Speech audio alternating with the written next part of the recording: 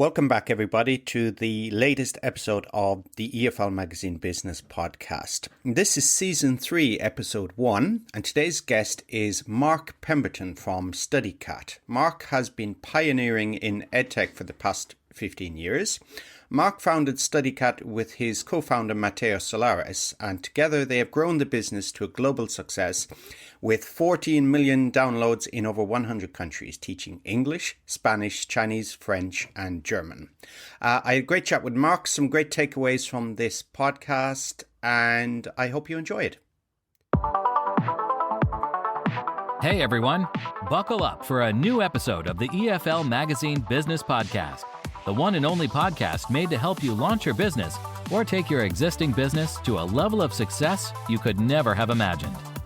Whether you're a school owner, freelancer, publisher, or other entrepreneur, you're sure to pick up lots of actionable advice when you listen to the EFL Magazine Business Podcast. Remember to visit eflmagazine.com for great articles and features. Without further ado, here's your host, the founder of EFL Magazine, Philip Pound.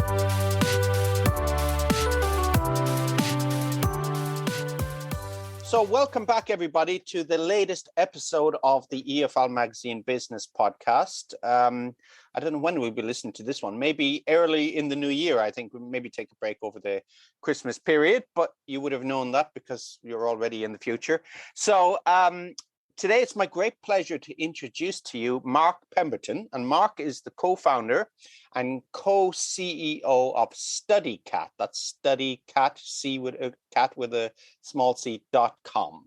And Mark, Mark, hello, first of all. How are you today? Hi, Philip, and hi to all the listeners to the EFL Magazine podcast. Wishing you all a wonderful 2022. I am speaking to you from the ancient capital of Taiwan, which is a city called Tainan. And for all of you foodies out there, it's well famous for wonderful food. And Studycat was founded here. We started off as teachers and then set up schools and then moved into EdTech as early as 2005, 2006. So we're proud pioneers in EdTech, especially for language learning. Fantastic. So we'll get on to that in just a little moment. But you're in Hainan. I think I've been there. That's near Taroko Gorge. Is that right? No, not close at all. But oh no, sorry, it's in the south, isn't it? Sorry, I'm thinking of Hualien. Sorry, Hualien is a beautiful city. That's a nice place to go surfing. But that's very close to Taroko Gorge. That's right. We're in Thailand. Yeah, a lot of people at home in Thailand, so there's easily confused with the pronunciation of Tainan, which means the southern city. So Taipei is a northern city, Tainan is a southern city. And tell me about the winters down there. It's because I was in Taiwan in the summer, and I think the humidity is off the charts, really, even compared to Japan. And they said, oh, don't go down south, it'll be even hotter. But how is the winter? Is it kind of like Shanghai? Is it a little bit wet and cold, or kind of mild? What's in the north? It's very interesting. In the north of the island, it's quite wet and cold. In the south of the island here, winters are just fantastic. So right now, I think it's 23 degrees, blue sky, sunshine. So it's perfect tennis weather. Wow. It's cold here. It gets to 13, 14 degrees. But because of that humidity, although it doesn't sound cold, that 13, 14, this humidity is very, very cold. And however many clothes you wear, it doesn't seem to defend against the cold fronts. And there's no heating in any of the houses. Everything here is set up for the very, very hot summers. And a good example of that is I went to Singapore once, and I was amazed at how, in the summer, cool and unhumid Singapore was. To give everyone an example of just how hot and humid southern Taiwan is in the summer. But in the winter, it's beautiful. Yeah, I can imagine. I mean, even here in Japan, it's sort of renowned for being humid, but I think the humidity in Taiwan is, I don't know. I've never been anywhere that's humid. I didn't even think it was possible. I think for the first few days, I was just completely panned out. I couldn't acclimatize to the humidity. It was really something else. So so it's a lovely place during the winter. And tell me a little bit, Mark, what took you to Taipei? Can you tell me a little bit about your background and how you ended up? Yeah, thanks, Philip. So my origin story was as a student, I decided to take a gap year. So I took a year off before going to university. And I traveled to Hong Kong where I thought I'd be able to find work. And when I was in Hong Kong, I met a couple from Tainan, and they asked me what I was doing. I said, well, I was looking to work. I was looking to either teach or to, find something where I could earn some money. And Hong Kong at that point was still British, so you didn't need a work visa. And this very nice couple suggested that I went to Tainan, and I politely said that I didn't know where Tainan was, but they said, well, there's a real demand for teachers right now, and if you go to Tainan, you'll find work. So I didn't stop in Taipei. I got straight from the airport onto a bus and arrived in Tainan. And that was my origin story. It was a little bit intimidating. I didn't speak a word of Chinese at that point, obviously. And people were not used to seeing expats. So there was a lot of smiley, friendly faces that just ran away when I asked for directions. I went to the train station, and the word information was on the train station on a portal there. And I thought, oh, finally someone will speak English, but they didn't speak English either. So I was a little bit worried that I might starve to death, but then I realized how warm and friendly the Taiwanese are, and I was soon taken care of, and stayed here for 4 months as a teacher then, and then came back in 1994 after graduating from Warwick University in philosophy. So I missed Taiwan all the time I wasn't here, and when I came back with the intention of learning Chinese, which I continue to do till now. Yeah, that's surprising, because when I went to Taipei, as you say, Taiwanese are so friendly and helpful, and there's quite a high standard of English, I think, in Taipei. Even if when I went to like Mossburger, they have a lot of the Japanese chains, don't they, in Taiwan? Actually, it's quite similar in a lot of ways, I think, with the high-speed trains and some of the cleanliness and punctuality, isn't it, in Taiwan? But you're saying that the people were little bit shy, which I'm kind of surprised. They're so helpful when I was here. Is that maybe a regional thing, or was it just back then there wasn't so much exposure to? This was more than 30 years ago, so there was more of a it was more of a surprise than anything else. And there is a big regional difference between the north and the south. And right now, all across Taiwan, the English level is incredible. The Taiwanese have invested heavily in their kids' English.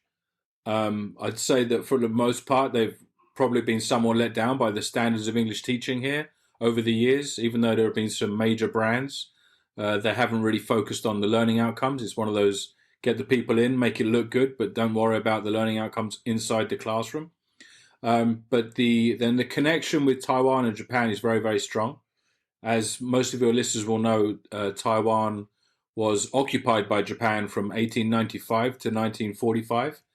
And there is a deep love from the Taiwanese to the Japanese. There's a nostalgia amongst the old and the young about that era, where they thought that the Japanese brought a lot of good to Taiwan in terms of infrastructure, in terms of civility, order, and the great things the Japanese do. So there's a lot of affection for the Japanese. There's a lot of travel now happening between Taiwan and Japan, a lot of mutual respect between the two islands or the two nations. And there's also wonderful food because of that. So, Taiwan is very, very famous for its food. We have excellent Japanese food here. And then if you look at the history of this island, there's food from every part of China. So whether you like, northern, eastern, western Chinese food, there's roots of that on the island. So you get incredible fusion of Chinese and Japanese food. And then you have the Western influence since World War II, where you have lots of good burgers as well. Yeah, and those little pineapple cakes. Oh, yeah. If somebody goes to Taiwan, they're almost always going to bring back those little pineapple cakes, aren't they? That's right. And whenever we go and visit customers, we bring the pineapple cakes. So it's a real signature, and they're really tasty. They're lovely, aren't they? It's kind of like shortbread, is it? Surrounding, I'm not quite sure. It's yeah. And that's it's like shortbread with a bit of pineapple in the middle. Yeah, exactly. So it's to our tastes. So one thing I wanted to ask when I was in Taiwan, and I'd read about, but I never actually got to experience, was the betel nut. Beetle nut. Is that how you say it? Okay, beetle nut. And selling beetle nut. Is it as big as ever, or are people more? Because it's carcinogenic, I think, isn't it? And yeah, it's a little bit like smoking. It's more and more out of fashion.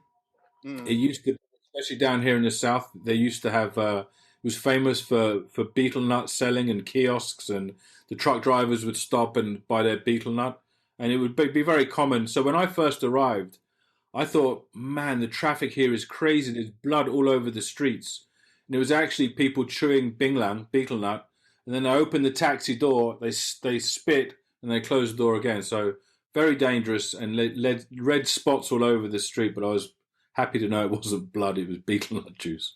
Yeah, but that is another thing in Taiwan. I noticed in Taipei was the scooters.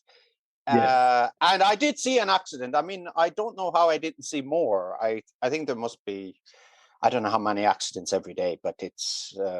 If any of the listeners have been to Vietnam, Vietnam now is probably where Taiwan was 20 years ago, where the layers of scooters and you navigate across the road is just like a sea of scooters coming at you, and somehow it all sorts of works. There are more and more cars now than scooters, so it's becoming more and more orderly. And especially in the north, the traffic is the police have done a very good job at making sure that the red lights are not just a reference like they used to be. Down here in the south, it's still quite relaxed, but yeah, there are a lot of scooters. There's a big scooter culture here. Mm. So tell me, okay, so we could talk a lot more about Taiwan because I do love it there, and the food, of course, as well, the beef noodles, and I'm glad I have my lunch now. I'd be stopping the podcast to go out, but yeah. So you took your gap year, you went back and you studied philosophy. Why philosophy? Maybe that's a philosophical question. I don't know, but it jumped out of the prospectus at me. So when I was thinking about what I want to do at university, it was the one. It just stuck to me. I couldn't get my eyes off it, and the more I read about it, the more I was intrigued. And it was just learning the unknown. And as I learned more about what philosophy was, I decided that that was something for me. And I think it was a great decision, because when you study philosophy, obviously you study lots of great thinkers. But the key when you're studying Western philosophy is to strip away assumptions and look for a formative argument that has rationale. And the disappointment for me studying Western philosophy was how little Eastern philosophy we studied. And one of the big attractions for me to come back to the East was to learn Eastern philosophy. And they both have their strengths. They're very, very different in the way they approach philosophy. Eastern is obviously more holistic. Western is obviously more logic based. And then as science and neuroscience improves, you're really starting to see the convergence of Eastern and Western philosophy, which I still find fascinating. So yeah, I very much appreciate Japanese and Chinese philosophy, probably more than I do Western philosophy. But I also appreciate the what Western philosophy has brought in terms of the rational thinking and the way we've the science that's born of it. I remember actually reading about Schopenhauer's father. He was a travel writer, but he actually never traveled anywhere, which was not uncommon back then. There were a lot of famous travel writers who never actually visited the locations they wrote about, which it was perfectly acceptable. But it's, of course, it's a different age now, with world travel. But so I wanted to, you're learning in philosophy. What and you cover that a little bit, but becoming an entrepreneur, becoming a business person, what advantages were there to learning about philosophy in running a business and starting a business? That's a great question. I think philosophy is one of those subjects that helps you in every part of life. And if you're looking to set up a business, the key is really thinking very, very deeply and concisely about what you want to do and why that would potentially work. And if you get that assumption right, then you've got a chance of succeeding. If you get that assumption wrong and you go into a space that it's already crowded, or you go into a space where the product market fit that you're perceiving doesn't actually exist, then however hard you work, however much investment you get, you're not going to succeed. So I think that Occam's razor of removing all of the noise and really focusing on what your value proposition is is absolutely key to getting the right start to a startup. Okay, so it's a little bit, you put forward a hypothesis. I can't say that word, hypothesis, and you test it and you see what comes out the other end, and there's your business. You pare it down to the fine points. Yeah, and I think the another key thing, and a good advice I got before starting a business is do something that you love, right? If you're passionate about the business that you're going to do, it's always easy to get out of bed and do it. And the other thing would be to, if you're going to start a business, go through the process of writing a detailed business plan with financials, right? This is one thing. So I've got this great idea, as a lot of people say, ideas are cheap, but actually executing an idea that can make you money is very, very difficult. And another thing you can do if you're looking to start a business is write a business plan. It doesn't need to be long. It could be, the shorter the better. It could be 4 pages, 6 pages, no more than 10 pages. Write a business plan, make a very simple presentation, and start introducing your idea to people as if you were looking to get investment. And that boiling down of your idea, so you have a very concise elevator pitch. I'm going to do this because the demand is here for this, and this is how I'm going to make money doing that. If you can get that value proposition clear, then you've got a much, much better chance of executing on it because you're clear on what you're trying to do. And you've forced yourself to go through the process of, why would I fail? What are my competition doing? What is my unique selling point here? Because if you don't have those things, you can spend a lot of time and waste a lot of time and money before you reach any kind of success. And then start small. Just try and get something going. It's very so when you mentioned Eastern philosophy, it's very Taoist, isn't it? What is it? He said, in pursuit of knowledge, every day something is added. In pursuit of the Tao, every day something is lost or taken away. So in this case, it's kind of like that. You have the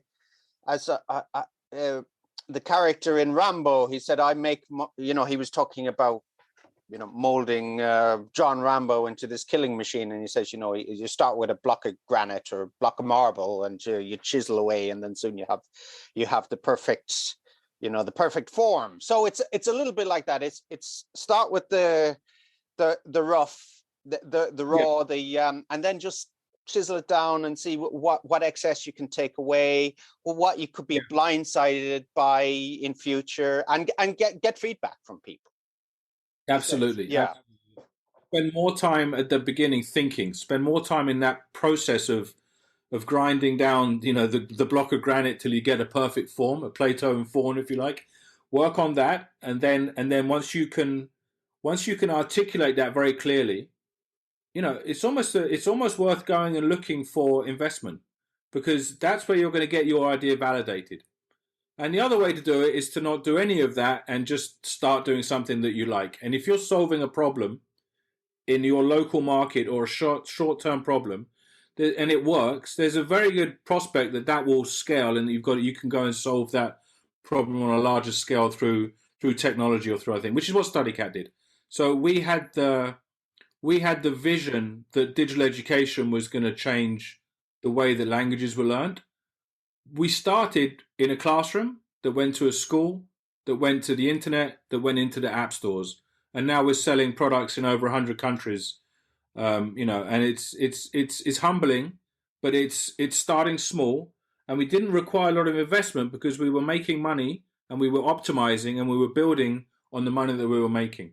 And I think that's a really healthy way to start a business. And once you get to a certain scale, if you feel that you need external investment, then take it. But if you can build organically, that's bootstrapped or organic is a very, very healthy way to start a business.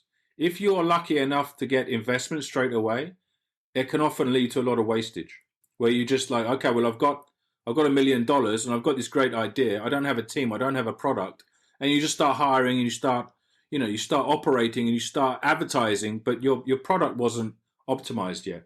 You hadn't had time to shape the product that you were trying to make. Excellent. So you go in, you start it, and you chisel it down, and then you have the discipline. You've learned that this is probably a prudent way to go forward. So you don't then become prone to feature creep or, bright, shiny things or trying to do too much. Be very focused and, build organically. That's what you said. Be disciplined.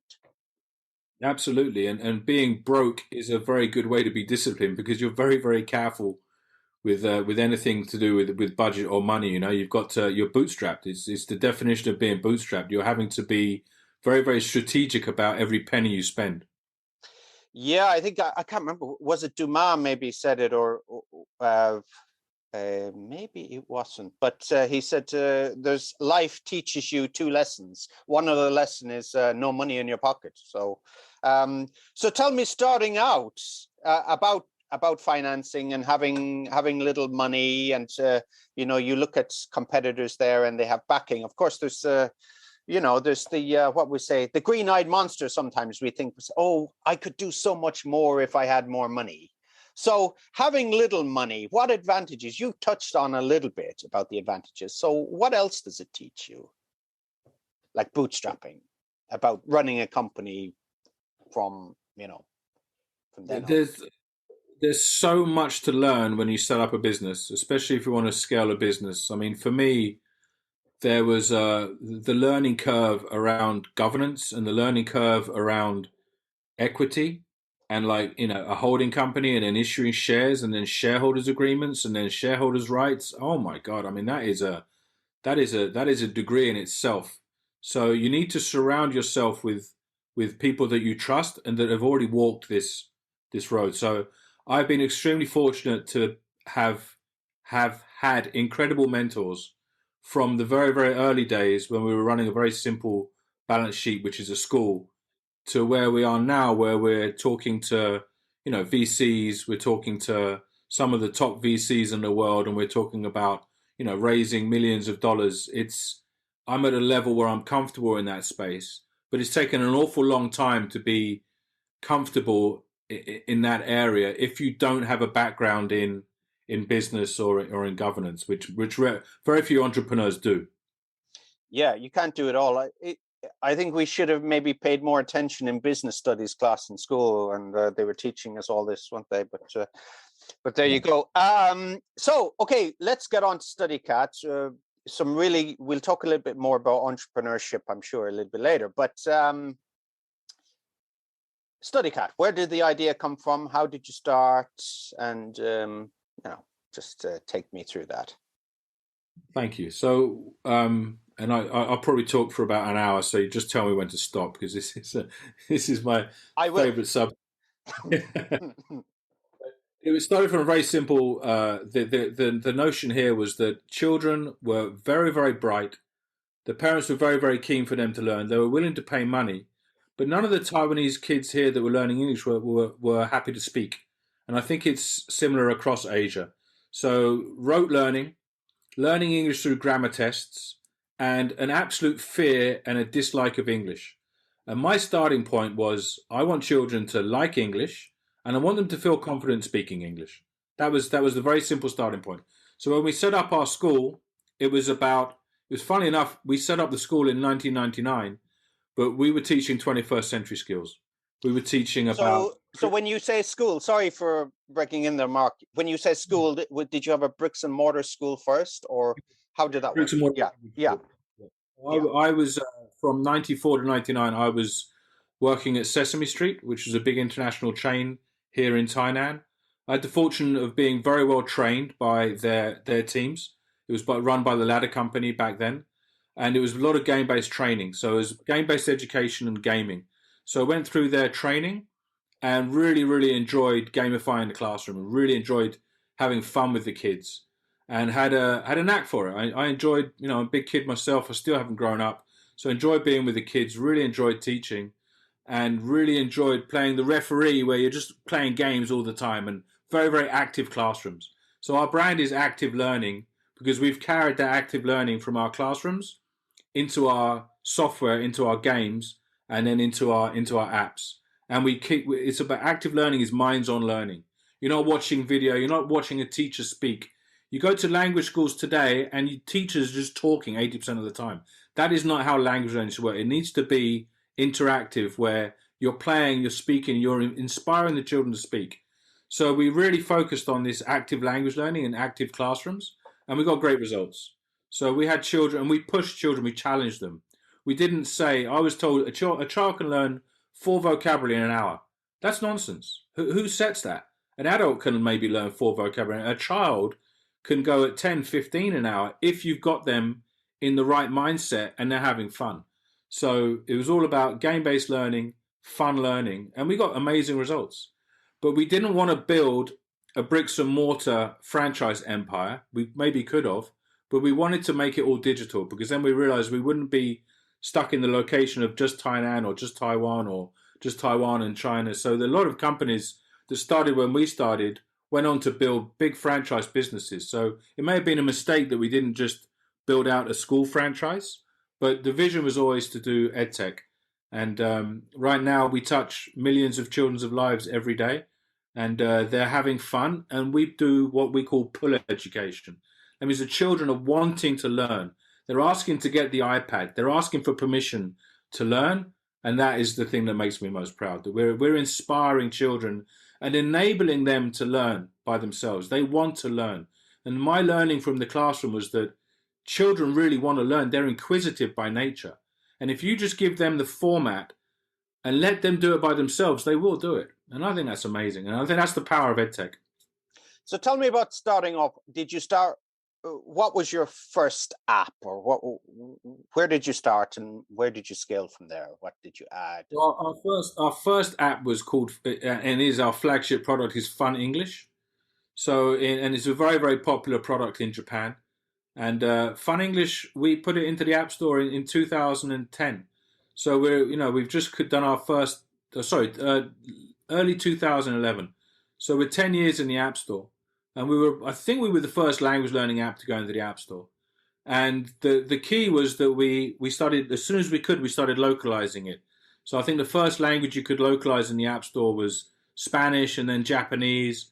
And the more we localized the language, we were getting natural organic traffic. And to this day, like more than 98% of our business is organic. So again, back to that startup story, we were able to use the organic traffic to talk to the customers and find out what their experience was, how to make it better. If you focus on learning outcomes as an EdTech company, you will succeed. If you focus on user acquisition and getting people in and trying to make as much money as you can, you won't succeed.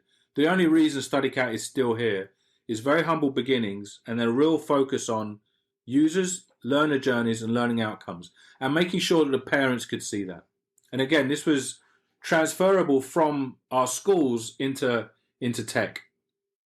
Okay, so tell me how it works. Is it for individual users? Can you have teams? Can you have competitions? Can it be used in the classroom?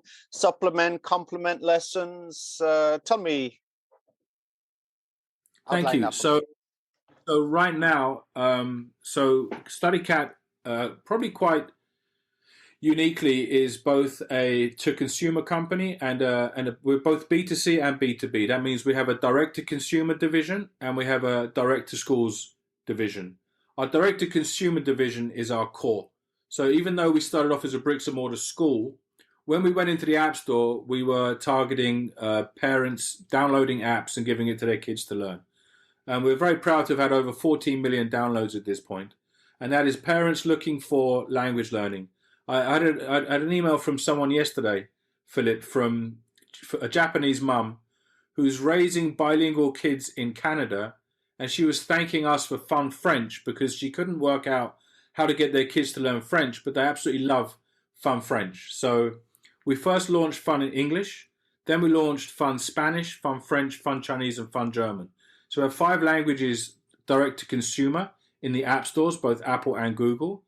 And then around 2017, we got so many inquiries from teachers saying, we love this app, we use it in our classrooms. Is there a schools version of this where I can have class management and where I can have reporting and where I can, assign homework and we thought long and hard about whether to enter B2B because we know what a tough market it is. And we know what how to say this politely, it's very traditional. So the schools market remains very much book-based. So we looked long and hard at it. We took a lot of advice from some very excellent consultants, and we decided in 2017, 2018 to answer the market and create what we now call a Studycat for Schools.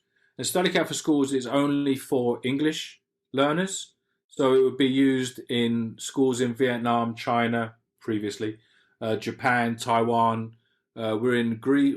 I think we're in over 20 countries in the world right now. Latin America, US, Europe, and Asia. So we've got a good footprint for Studycat for Schools. And that has a classroom management system. The teacher can autopilot assign activities to the home. And we really focus on a flipped classroom. So the idea is we use our strength as a consumer company to let the learning happen at home. So when the kids come to the classroom, the teacher can see what everyone's done on their homework, can see where the class needs to help with which particular learning targets, and then can base the classroom with software in the classroom around the next activities. So it's pretty cool. It's a very, very sophisticated platform for language learning, and it's cutting edge. We're still developing it. Some great advice we were given is to align to an international standard, so we're aligned to Cambridge. That was a good decision.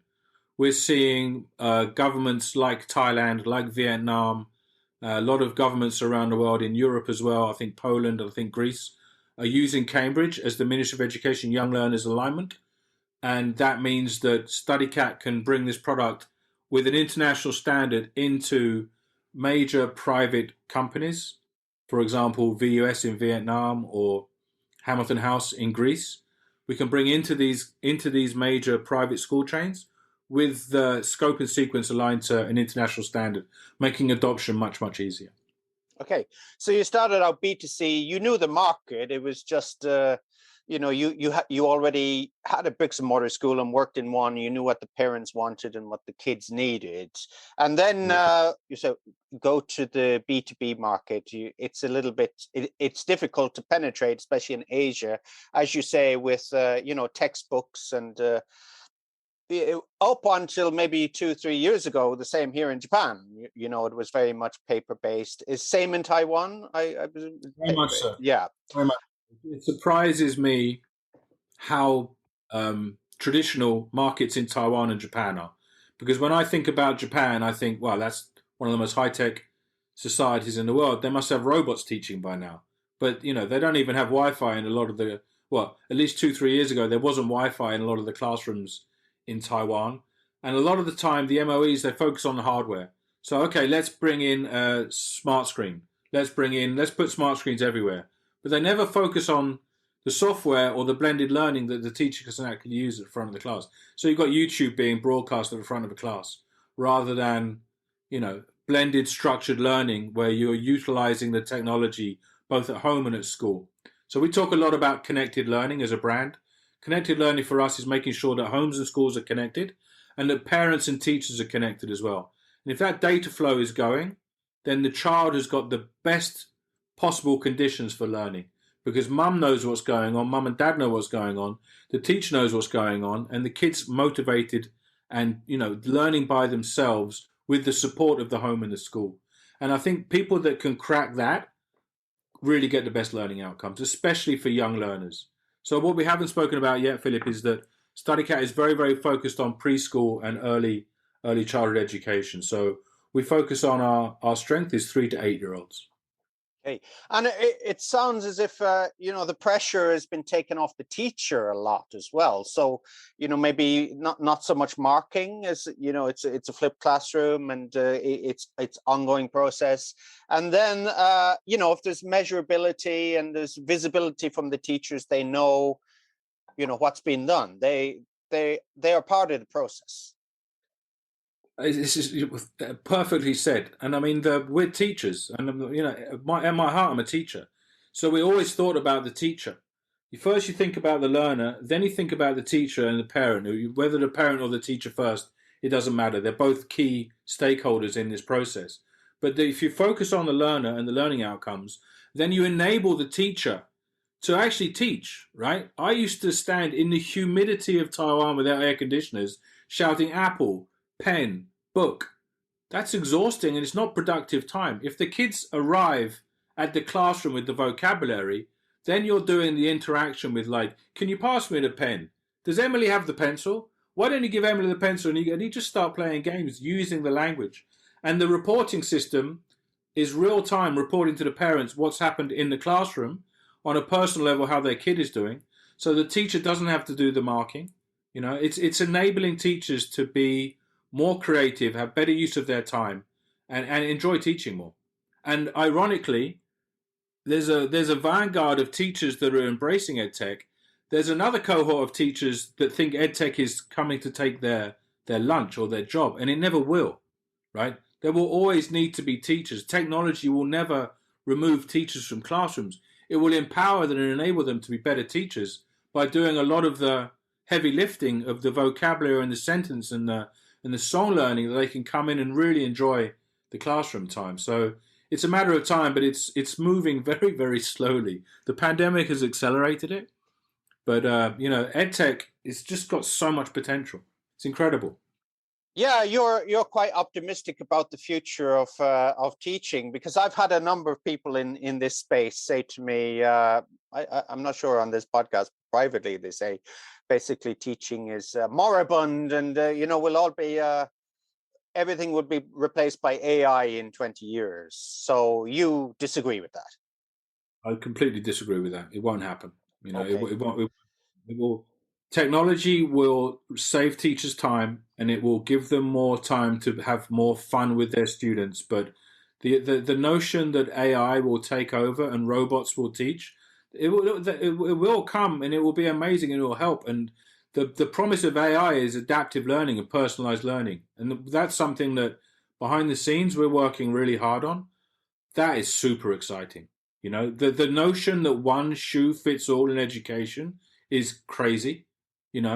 And the notion that one curriculum will work for every kid it's just dumb.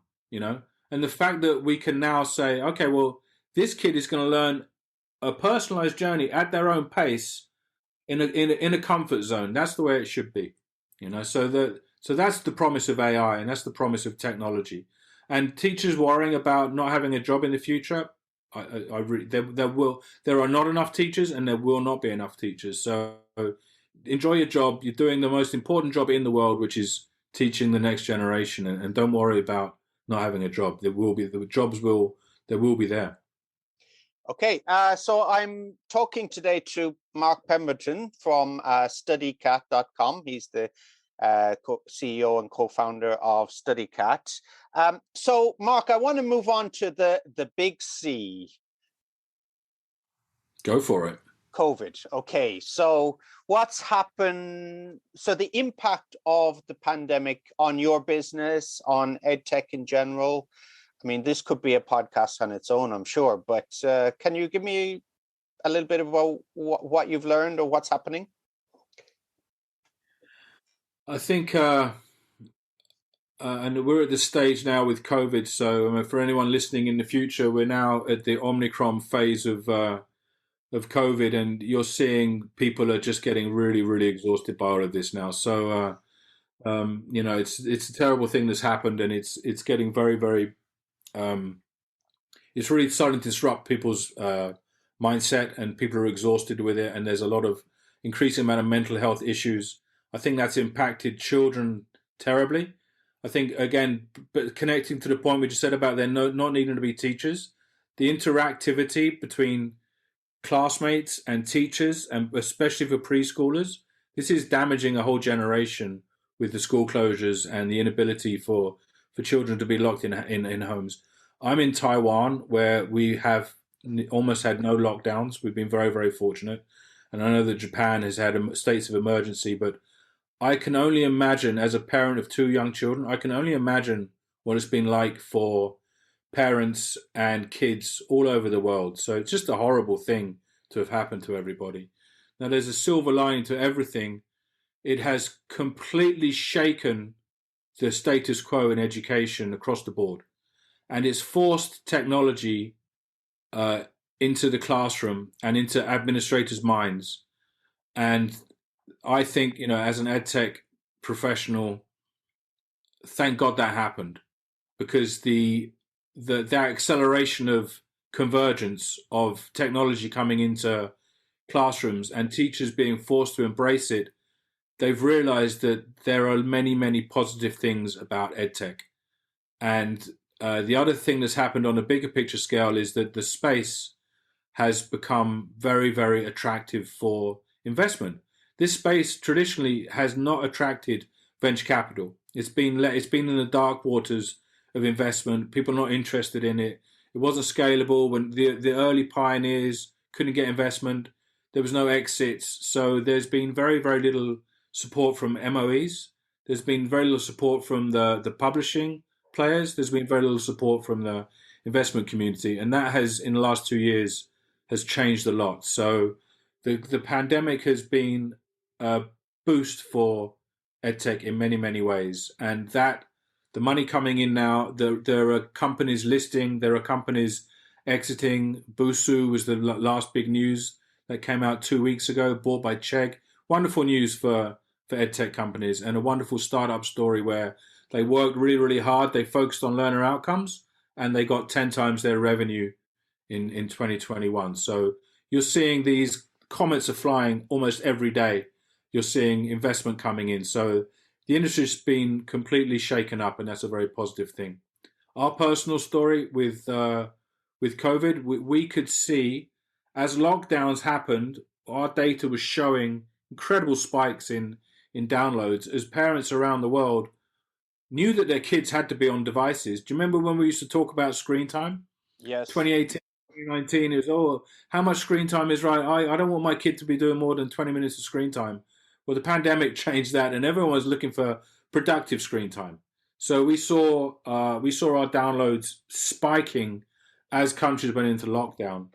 And we did a donation campaign. I think we were the first EdTech company to move to donation. So on February 28th, we moved to a regional donation campaign, and we just wanted to alleviate kids that were stuck at home or weren't able to go to school and offer them free learning. So we went from a regional donation campaign to a global donation campaign, and we were fortunate to get the support of Google and Apple and to be able to reach thousands of families and then tens of thousands of families around the world with our donation campaigns through early 2020.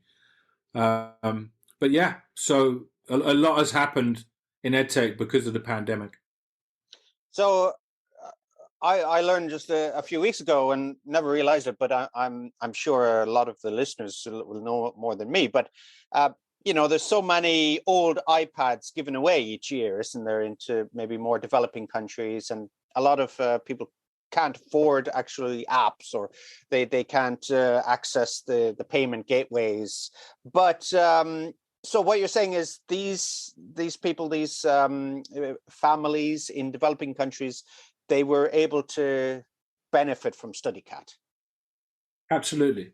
And impact is something very, very close to my heart. I think if you're in education and you don't care about leveling the playing field, you shouldn't be in education.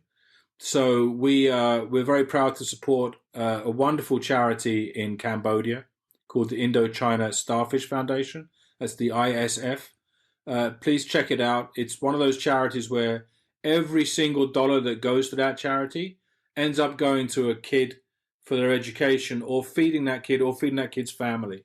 It's a very small charity. It supports around 800 children, and it takes children from a scavenging community on garbage sites around Phnom Penh, and it brings kids into centers, and it gives them free education, and it feeds them and their families.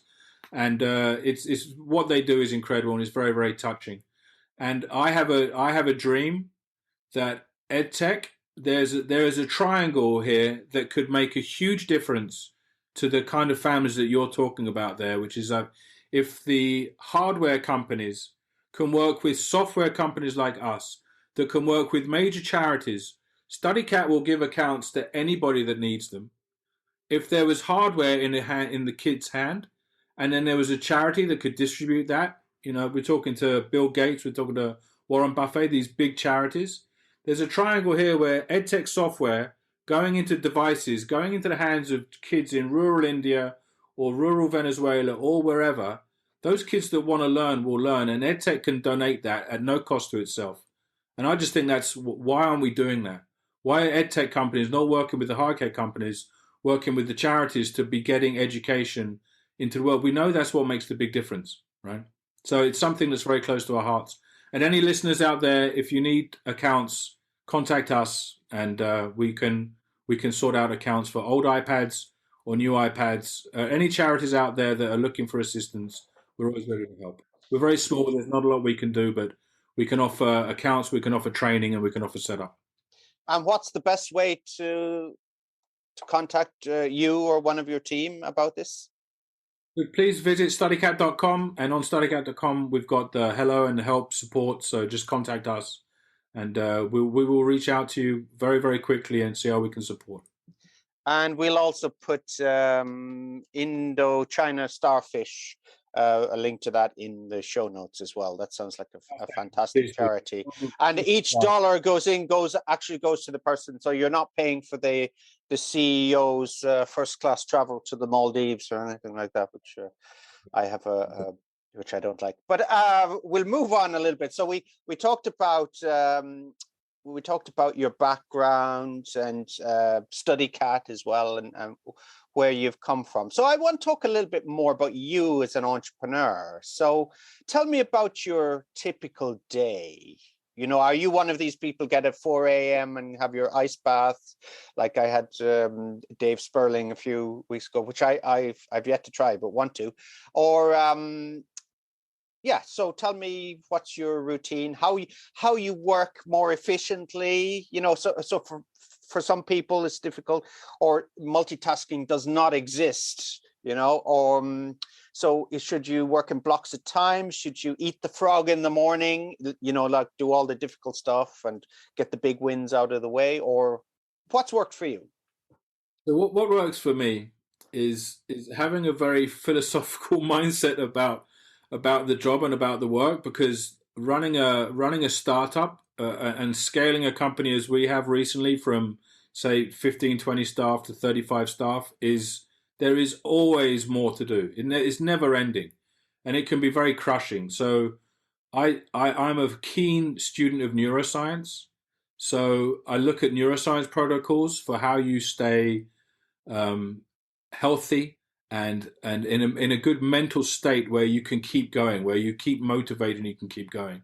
So for me, what I do is I wake up, and the first thing I do is take sunlight.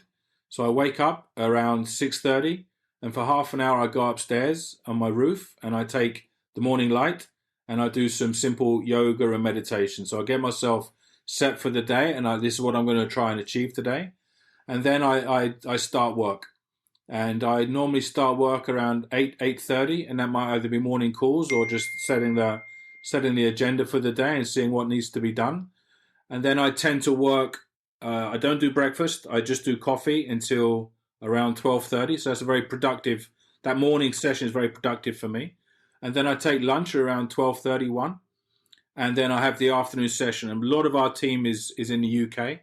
So for me in Taiwan here, the UK team meets will start around 3 or 4 p.m. And that 4 p.m. to 7 p.m. is a really intense time of meetings and very high productivity. Then it's dinner, and then it's either try and get home and be with my family. And I always try and read to my kids every night. There's one of my I have to be home to read to the kids. So I try and do that. And then it will be like 10 o'clock and it will be US time. So I'd speak with the US team and normally have meetings through till, a late meeting will go through till midnight, and then sleep, and then Groundhog Day. I try very hard to keep weekends for my family. If I find that if I can get on my Friday night routine is to get home and I have a cheese plate and the family celebrate together, we got to Friday, and I try not to work until Monday morning. Sometimes that's not possible. Sometimes you're preparing for a board meeting, or there's meetings that I often find that Saturday, the Friday will often overspill to Saturday, and there's stuff that I've just got to finish and get done. So that's how I keep myself going with dopamine and serotonin, and balancing those two things so that I'm motivated enough, and then there's enough rest and family time. And at the weekends, it's tennis, it's swimming, it's pottering, it's just trying to get right back to basic breathing and dusting the piano, just very mindless, kind of like humble, simple things. So that's sorry, I don't know if that was too much information, but No, that's how I get through weeks. no, that was great, and it's fortunate you're living in Taiwan, not the UK, in that you can get the light in the morning and the sunlight, because this time of year, I'm sure if you were back home, there would be I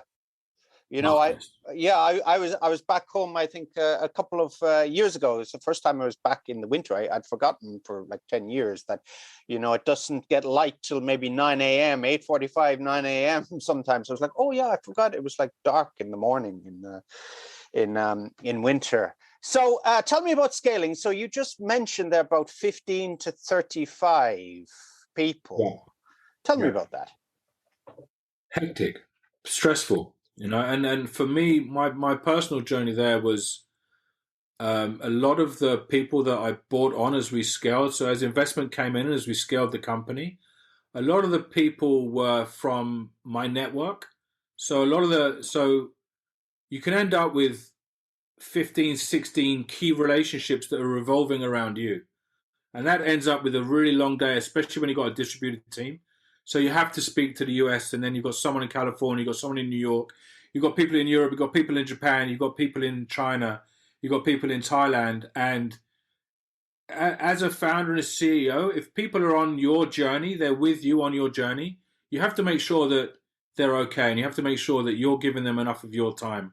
And that ends up with you being spread very thin until you get everybody into their swim lane, and until everybody is on board and you've got the structure, because you don't have structure at 8, 9, 10 people. You all get in the room, you make a decision, and then you know what to do.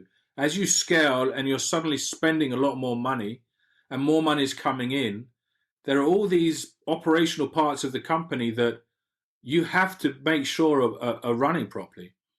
So bringing on a CFO at the right time is crucial. Otherwise, you've got the founders floundering through accounts, which isn't their skill set. They don't want to be doing it. And back to governance and all these things, they have to be done. And what you need to do is you need to get division heads, so that they say that a CEO should have like 6, 7 reports, and those reports are looking after everybody else. And we're now in a situation at Studycat where we're an agile company, so we use agile development, and that is about making sure that you're doing bite-sized projects. You're not like, right, we're going to do this, and then you mentioned mission creep, and you're trying to do it, and you're 8 months into it, and you're not sure if it's going to finish. So it's agile development is excellent. I recommend it to everybody, and that is about, okay, this is what we're going to do. This is what everyone needs to get this done, and it's incrementum.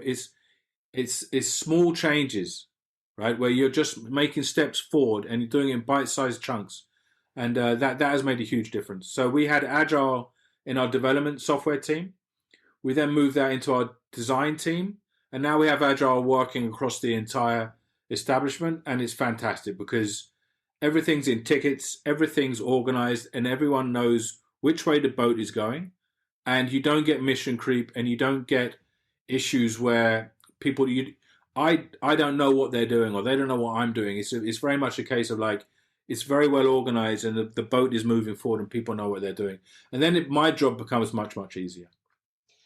So everything is transparent. Everybody has visibility on it. Everybody knows what they have to do and what the next steps are. This is also, as you mentioned, neuroscience, wasn't it? That they say that it's the task that we haven't done weigh on our minds. Isn't that right? Yeah. So if you've got too many plans, and then you half start something, and then you half start another thing to focus on something maybe brighter or will bring in more immediate income, this is actually weighing you down, isn't it? Absolutely. And that I mean, so a wise person once said to me, that the key to strategy is deciding what not to do, right? That is so important, right? So it's our job as at the top here to be like, that's a great idea, but we put it in the icebox. You shape it, you put it in the icebox, because we can pull that out later, but now that will be a distraction. So having that process of and quickly being able to work out, is this something for now or is this something for the future? And if it's something for now, what disruption is this going to have on the existing processes? Because it's very easy to end up in a tech company, or maybe in any company. It's very easy to end up with too many spinning plates, and that leads to lack of focus. And that means that you want your team to wake up and know that this is what I've got to get done today. This is what I've got to get done this week. And we try not to have too many meetings. We try to have very focused meetings where it's like, you know your mission, you're ready to go. Okay, go and bring it back when it's done. And then let people, employ people that you completely trust and are on mission and on board, and are highly capable people. They'll get it done. That's the goal, right? You want to be working with people that you don't. I hate worrying about, is this person, are they at their desk? Are they doing it? You don't want to be in that situation. You want to know that your team are all pulling in the right direction at the right time as quickly as they can. It's a very, very very competitive area to be in, and it's cutthroat. We're in education, but this is you need to be fast and you need to be agile. So it's not easy, but it gets easier once you scale from 15 to 35. And I think the next from 35 to 50, 35 to 100, once the infrastructure is in place and the systems is in place, it's much easier to attach people on and grow. Yeah, I think there's a book called Ready, Fire, Aim. I don't know if you've read this one, Michael Masterson book. So basically, that's what he talks about is basically it's all chaotic at the beginning. And then, when you get to the level of scaling, as you said, 1535, this is the aiming part. And then, as you say, once the infrastructure is there, it's just a matter of building and building on that. That's right. Yeah, the aiming part. So, what's for the future for Studycat and for you? More of the same for me, please. I mean, I want to be in EdTech for the rest of my life. I want to be in language learning for the rest of my life. I think language learning is a wonderful thing. I want to be in kids' language learning. There's so much opportunity in this space. So, we continue to make content. That's what we love to do. We love to make content, and we love to make. We've got lots of projects on the go. I wish we could go faster, but back to what I just said, you've got to be very deliberate, get it done, keep building on stronger and stronger foundations. So I was asked, that the lady that wrote to me yesterday about saying how much she loved fun French, she asked me if we could make fun Japanese. That's always something we've wanted to do, but we're not going to do that straight away. But one day we would like to do more languages. Fun Japanese, fun Portuguese, fun Italian would be the next 3 languages we would do. For now, we've got to just extend the content that we've got in our apps. So we're getting a lot of success. Our top market is the US for fun Spanish, and we need to put more content in fun Spanish. So for the last year, we've been really focused on data, making sure that our data infrastructure is set up across the board, making sure that, and then we've done a huge brand refresh to bring ourselves into the 2020s. So you've got to stay modern. You've got to stay with the kids demand, really quality branding and quality user experience. So between the learning data and the commercial data, if you like, about when people are coming onto when people are downloading the app, what percentage are clicking through, what percentage are starting the free trial. There's a whole load of data in there that we've taken to another level. So we've had we call it the lights on year. This year we've got the lights on and we've got the branding up to date. Next year we're going to be about product extension. So for example, Fun English has 14 themed lessons. We want to try and get it to 20 next year. So we're gonna lengthen the content, make more content, make more fun for the kids, and that will extend our lifetime value, which is our LTV, which is a key business metric for what we do because we're a subscription business. So the LTV, the longer the kids stay subscribed and are learning or having fun, then the higher our lifetime value as a product is. That means that when we start doing more than advertising trials, the CAC LTV, which is the cost of acquisition for a customer compared to the lifetime value, we get 2x, 3x, which is what we're striving to do. Then we can scale much faster. So we're at an inflection point, to be honest. And next year will be hopefully a lot less stressful than this year, a lot more fun as we make more content and as the business scales and grows. I was just thinking a while back when you said that most of your job is having meetings, all day. I think a lot of people may be listening to the podcast and, want to maybe have started their own business or thinking about, breaking out and starting something. Think, oh my God, the job of a CEO is going to have meetings all day. But you enjoy it. It's productive meetings. It's not the traditional, if you want nothing done, have a meeting. It's actually moving forward. Yeah. And in my given day, I still need 3 or 4 hours of head down productive time, where I'm doing data analysis, or I'm doing a business plan, or I'm making sure that the projects are scoped, and there's a lot of time just at the machine, making sure that things are going. Yeah, it's not all meetings. Okay, so you mentioned, we'll finish up pretty soon, but you mentioned, there's a lot of areas you can't go after. You have to discipline yourself. But for somebody starting out maybe in EdTech or looking in this market, where are the opportunities? I think it's obviously a great question. And it will obviously depend on that person's core skills, right? So there's going to be a huge demand for data in EdTech. So anyone that's got any kind of background in data, there's massive opportunity in EdTech and in any other business going forward. If people's background is more in teaching, the platforms emerging that will allow teachers to not have to go to a classroom to teach, and to be able to extend their reach from what was originally this area of Tokyo to all of Japan, and Asia, to all of Japan, Asia, and the rest. That's going to be a lot. So I think the emergence of video teaching, online teaching, that scalability. Obviously, if you're only monetizing your time on an hourly basis, that's all you can do. So then, can you get a better price for your time by having a wider addressable market, or getting credentials to improve that? EdTech has so much potential, and it's still very, very nascent. It's very, very young. So I'd say to anybody out there with a great idea, and feel free to reach out to me if anyone wants to reach out to me. I've had so many wonderful mentors in my career. I've got enough grey hair now where I can start to give back. So it's time for me At least you have hair. Well, I'm not so bad, but some of us are in that way. Yeah. So sorry, yes, sorry for interrupting. Yeah, the mentors, yes. Reach out to me, and I can help people filter ideas. It's hard to give general advice without knowing what the person's skill set is. Stick to your strength, stick to the knitting, fail fast. Don't build anything elaborate. Just build quickly and try and get it out there. That I really sign up to that philosophy of get it out and get it out there quickly. Don't spend 2 years making something at $100,000 and then launch it.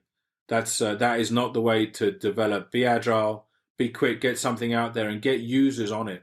Really important to get users on your service as quickly as possible, because we're all in this state of mind where, they do this, this will work like that. It doesn't work. It never works like that. So make something very badly, very quickly, and then get it into people's hands if you're making any kind of software. Okay, for all the teachers there, we all know NB, note bene here, because this is advice I could have taken 10 years ago or 8 years ago, is get out there, get in contact with the enemy, no plan, no battle plan survives contact with the enemy, see what's working, what's not working, start getting some cash in the door, and, iterate from there. That's right, and be opportunistic. Yeah, you got to be opportunistic and stay positive. I mean, back to the neuroscience, positive thinking is now proven to help. And you have to be. If I didn't have the strength of mind to still be here, we wouldn't be here. It's tough. There's no two ways around it. But you get the reward of being able to make impact and be able to. There are kids right now learning languages on Studycat, and that's what motivates us. So if that doesn't motivate you, don't be in education, because it's thankless otherwise, isn't it? If you don't care about education or learning outcomes, don't be in education. Okay. Well, on that positive point, we're going to leave it here today. And I've had the great pleasure of speaking to Mark Pemberton of Studycat.com. So Mark did ask me to say that it's a small C in Studycat. I don't know why people are capitalizing cat there, but anyway, yes, Studycat.com. And of course, I'll put the links in the show notes as well. And Mark has also kindly offered, some advice if people were, or if they want to come to Mark with some maybe business ideas or partnerships. I'm sure you or your team may be open to speaking to people as well. So, Mark, thanks again, and thank you everybody for listening. Thanks, Philip. Thanks, everyone. It's been great to be here. Appreciate the opportunity. Thank you. Thanks for listening to the EFL Magazine Business Podcast with Philip Pound. For more great advice and resources, check out eflmagazine.com. If you found this podcast helpful, be sure to subscribe so you never miss an episode. See you next time.